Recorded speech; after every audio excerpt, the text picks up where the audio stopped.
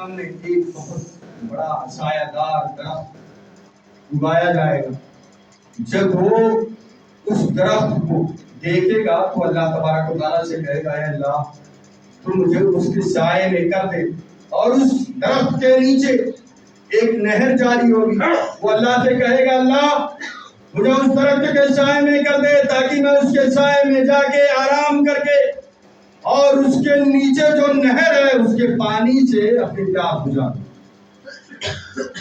اللہ تبارک و تعالیٰ کہے گا ٹھیک ہے اگر میں تمہارا یہ مطالبہ پورا کر دوں تو کیا پھر بعد میں کوئی اور سوال تو نہیں کرو گے, کچھ اور تو نہیں مانگو گے؟ وہ آدمی اللہ سے اقرار کرے گا, کہے گا اللہ اگر آپ میری یہ بات پوری کر دیں, میری یہ دعا قبول کر لیں تو میں کوئی اور چیز نہیں مانگوں گا.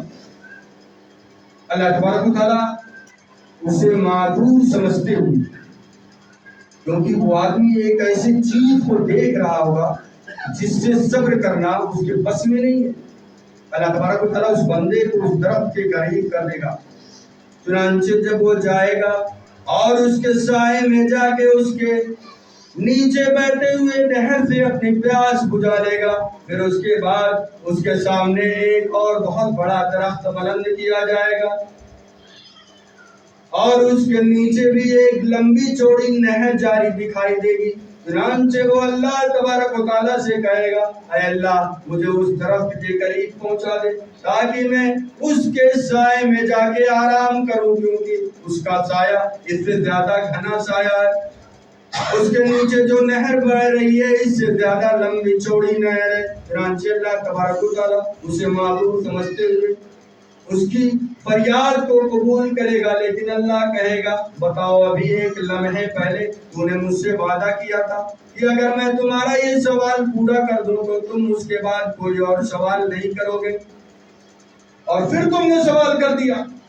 چنانچہ کہے گا اللہ تبارک و تعالیٰ صرف یہی ایک بار مجھے اس درخت کے قریب پہنچا دیں, اس کے بعد میں کوئی سوال نہیں کروں گا.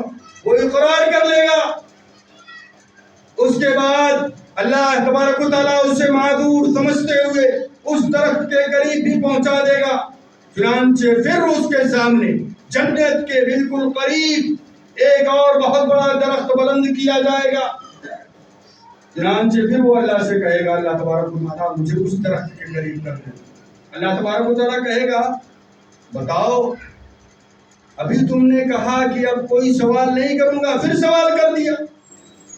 تمہارے اور میرے سوالات کا سلسلہ کب ختم ہوگا؟ کہے گا اللہ صرف یہی ایک بار میری بات مان لیں, پھر اس کے بعد کوئی اور چیز میں آپ سے نہیں مانگوں. چنانچہ اللہ تبارک و تعالیٰ اسے معذور سمجھتے ہوئے جنت کے قریب جو درخت ہوگا اس کے پاس پہنچا دے گا. جب وہ اس درخت کے نیچے جائے گا تو جنت والوں کی آوازیں سنائی دیں گی, جنت والوں کے ہنسی کہکہے وہ سنے گا. پھر اس کے دل میں لالچ پیدا ہوگی, پھر اللہ سے مطالبہ کرے گا اللہ تبارک و تعالیٰ مجھے جنت میں داخل کر. اللہ تبارک و تعالیٰ اسے معذور سمجھتے ہوئے کہے گا ابھی تم نے اتنی بار مجھ سے سوال کیا, سب سوال میں نے تمہارا پورا کیا, کیا میں تمہیں جنت میں داخل کر دوں تو خوش ہو جاؤ گے؟ چنانچہ وہ آدمی جنت میں جائے گا, جنت کے قریب جب پہنچے گا تو اس کے دل میں یہ بات ڈالی جائے گی کہ جنت تو بھر چکی ہے, تمام لوگوں نے اپنا اپنا مقام حاصل کر لیا, اب کوئی جگہ باقی نہیں بچی ہے. چنانچہ پھر وہ واپس اللہ تبارک و تعالیٰ کے سامنے آئے گا, اللہ سے کہے گا اللہ جنت بھر گئی, کہیں کوئی جگہ نہیں ہے, اب میں کیسے جنت میں جاؤں؟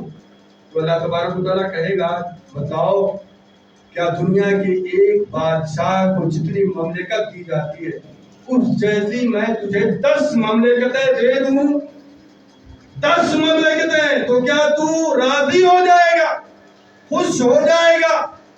وہ آدمی کہے گا اے اللہ کیا آپ مجھ سے مذاق کر رہے ہیں, آپ مجھ سے مذاق کر رہے ہیں جبکہ آپ رب العالمین ہیں. یہ حدیث بیان کرتے کرتے اللہ کے نبی صلی اللہ علیہ وسلم ہنسنے لگے اور آپ کے دندان مبارک دکھائی دینے لگے. اللہ کے نبی سے صحابہ کرام نے پوچھا اللہ کے نبی آپ اتنا کبھی نہیں ہنسے، حدیث بیان کرتے ہوئے اتنا کیوں ہنسے؟